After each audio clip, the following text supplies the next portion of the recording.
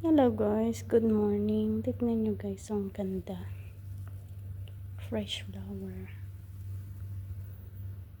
All roses. Ganda niya. Siyempre nakikibideo lang ako at nakikipicture. Hindi po sa akin yan. Bigay po yan ng friend ng amo ko sa kanya. Ganda. Diba? Ganyan lang. Tapos sinantabi na doon. Hintayin na lang hanggang malanta. Tapos apakamahal. Apakamahal nito dito. Maabot sa 150 to 200 dirham siguro. Magkano na sa atin. Yan. From Flowers for You. Ganda lang siya.